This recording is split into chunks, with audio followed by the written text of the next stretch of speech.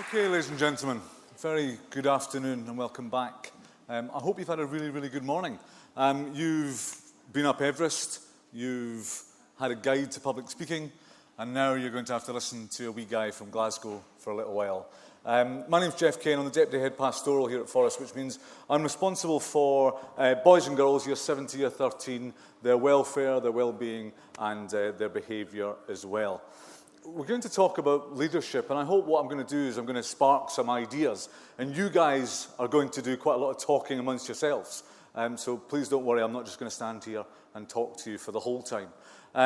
But to kick it off, our session is what type of leader are you going to be? And you might have very firm and fixed ideas in that. But I think we can start by looking at some sort of great quotes from history. And these leaders will have been mentioned earlier, or you will have seen their photographs as you came in this morning. As we look ahead into the next century, leaders will be those who empower others. That's Bill Gates, in terms of actually creating other people, building them. Eleanor Roosevelt, much earlier in the 20th century, said, to handle yourself, use your head. To handle others, use your heart. Have you thought about how much of a people person you are? What about all the different people you're going to have to deal with? All the different stakeholders, from parents, from staff, from pupils, from governors. My favourite sporting quote of all time is from the great basketball player Michael Jordan. And what he says is, and it's more about failure, but what he says is, I've missed over 9,000 shots in my career. I've lost over 300 games. On 26 occasions, I've been entrusted to take the game-winning shot and missed. I've failed over and over again in my life, and that's exactly why I succeed. Anyone know who said that? Innovation distinguishes between a leader and a follower. Fairly recent biopic.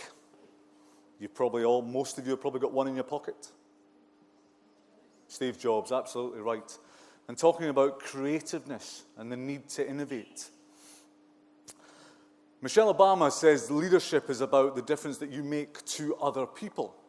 Again, we are talking about relationships, person to person. Going way back, Winston Churchill said that success is not final, failure is not fatal. It's having the courage to carry on that actually matters. We come to Sheryl Sandberg, who's the Chief Operating Officer of Facebook, and she is a formidable woman. And she says that leadership belongs to those who take it. So you've been given leadership, or you're about to embark on leadership, and what are you going to do with it? You're just going to wear the badge, or are you going to take it? And then, probably my favorite leadership quote of all time, and it's worth remembering this, because I think this is very powerful, from Nelson Mandela. It's better to lead from behind than to put others in front, especially when you celebrate victory when nice things occur. You take the front line when there is danger. Then people will appreciate your leadership. This is a huge quality and quite difficult to do because we all like praise. But you're all wonderful young people. You're doing a wonderful, marvelous thing within your schools, and you're being recognized for that. So you don't always need to be at the front. Sometimes, very deliberately, you'll take a sidestep and let other people take some praise, knowing full well that you maybe facilitated that, or you were absolutely influential in that. But when things go wrong, what people want, what your pupil leadership teams want, is for you to come to the front and say, right, let's do this. Let's see where we get to. I've mentioned Nelson Mandela already. 26 years in prison, came out in 1990, and 4 years later was the president of South Africa. Incredibly interesting biographical information is out there. I would urge you to go and read some stuff. We're going to talk about leadership traits very soon, so just bear that in mind. What do you think were his major leadership traits? I bring Rosa Parks, and I often talk about Rosa Parks in talks. In the 1950s, Southern America was a very different place, and they had segregation on buses, and that meant that whites and blacks were not allowed to sit in the same places, and black people weren't allowed to sit in certain seats.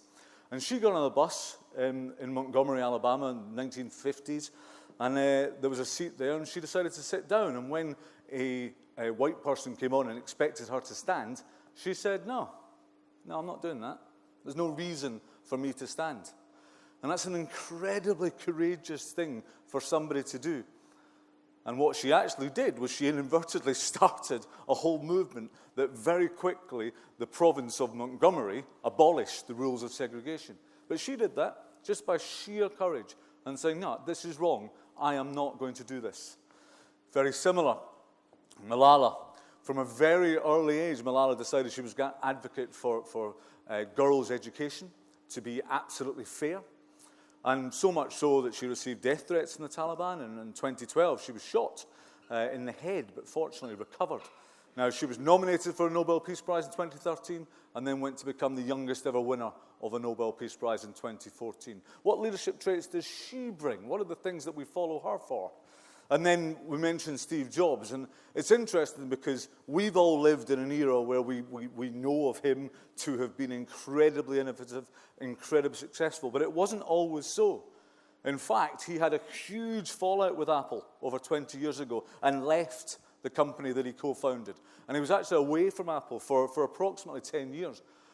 And then they asked him to come back, and that's one of the greatest decisions of all time. And then all of a sudden, the world's changed, and the iPhone 2007 and the iPad 2010. But his leadership was absolutely necessary to take Apple to that next level. And what characteristics did he bring? I'm not sure he's going to be your nurturing, sit down, let's have a chat, let's hear all about you type of a guy. But innovative, without question. So, first and foremost, what I hope you take away from today is the difference between management and leadership. And when you're very old like me, you'll have been on many, many courses, and they always ask that question. And the answer is vision. And the answer is vision. So in your leadership teams, what I really want you to take away is the determination to make a difference. Leave a legacy. Don't just do what went before. Don't just be that head girl or that head boy or those prefects or heads of house that have always been the case. That's not good enough. What schools want is for you to lead. Schools don't always have enough time to give you those opportunities. So make it happen. But the difference between management and maintaining and being a jolly good sort is vision.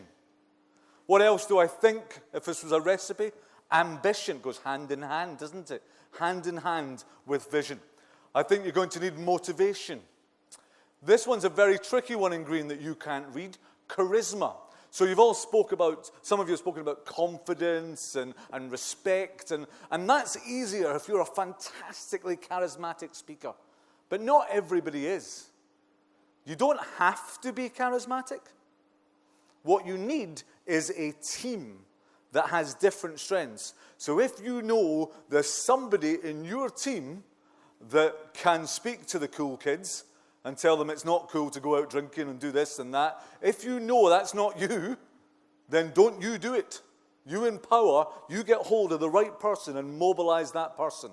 So when you've got the year 9 girl throwing up at the school disco, you make sure you send the right person to deal with that. If that stresses you out, it's not you. And that's okay. Understanding of others and empathy, hand in hand. We had it from both sides. Really, really, really important.